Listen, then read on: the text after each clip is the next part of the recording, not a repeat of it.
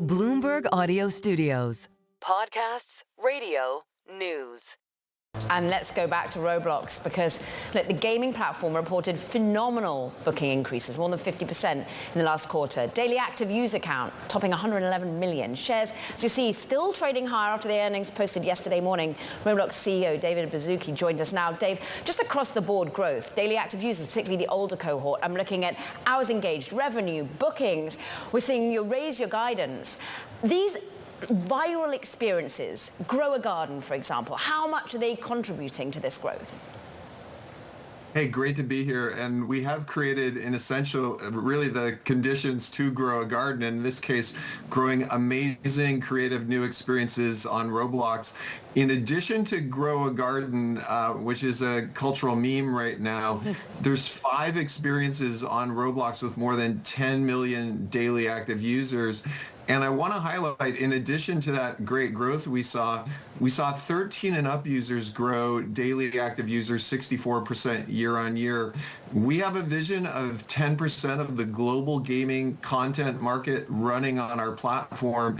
And this really explosion of great new hits, it supports that thesis. I also want to highlight, even without Grow a Garden, we would have reported an amazing Q2 with great year-on-year growth rates. Brookhaven's there, Grow a Garden's there. Just delve into these hits that you have. How much revenue do they sort of supply to you? Can you break it out on an individual win basis?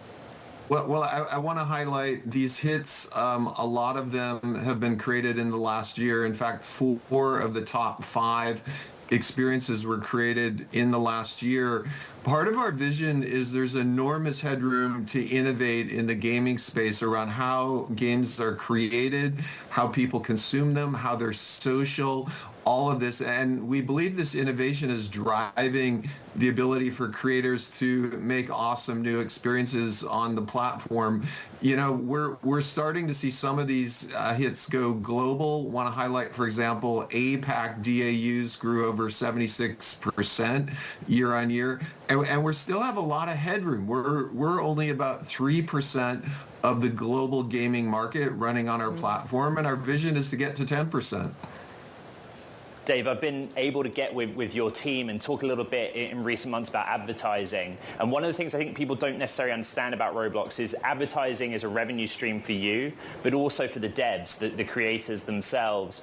But I think I'm right in saying you've never really given us a dollar figure on how it's going. Would you just update us on the ecosystem and the wins that you see for Roblox? We do think there's a significant advertising opportunity on the platform, and you're exactly right. All of this growth we've been sharing, you know, bookings growth of north of 50% in Q2 was driven not by advertising, but by people spending Robux on the platform.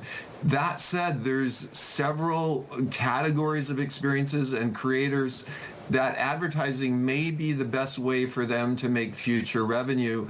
Highlighting, typically our vision is advertising for older users, not for younger users, because we're already so healthy monetarily there.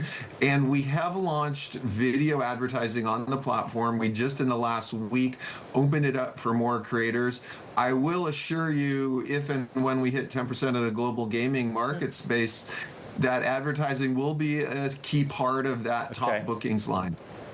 I kind of want to stick with the creators because I'm trying always to understand the ecosystem. So one thing that you've done is help creators get licensing deals. They might create a game, that game might be franchisable.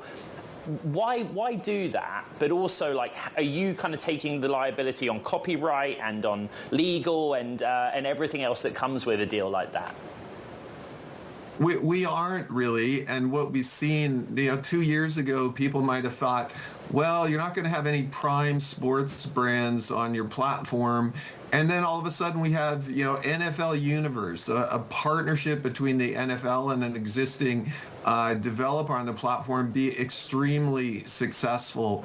What we've started talking about with our IP platform is the ability for great brands, whether it's, for example, Stranger Things or Squid Game from Netflix, being available for creators on the platform platform who want to integrate the brand and really create a win-win in that these brands can have a lot of people interacting with them. It can drive engagement within them. So there's a lot of opportunity in the future to connect great brands, great IP with the creative energy of the developers on our platform. I like that win-win idea and the revenue share that goes to the developers. Also, what's interesting is developers are buying from these one-off makers, say like Grow a Garden. I think it's a teen who still owns about half, but he sold off the other half of his business over to New Zealand's Splitting Point studio.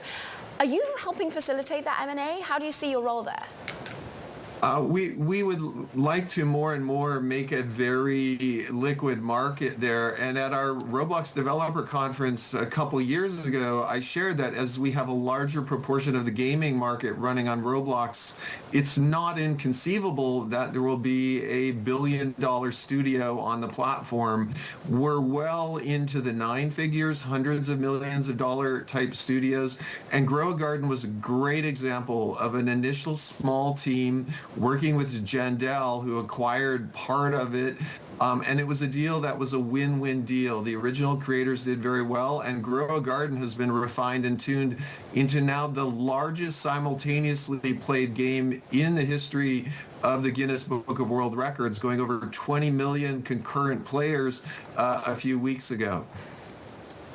Dave, about 3 weeks ago, you came onto the program and discussed with me generative AI video-based age verification.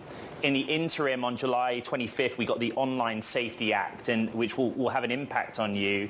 Could you just quantify how those parameters might impact active users or engagement, just quickly?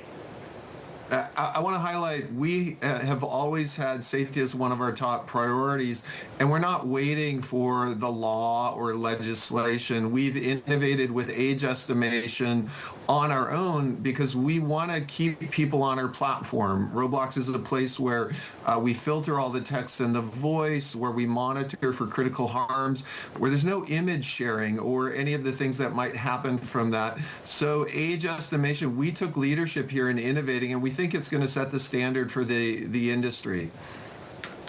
Roblox CEO Dave Baszucki, it's great to have you back on Bloomberg Tech. Thank you very much.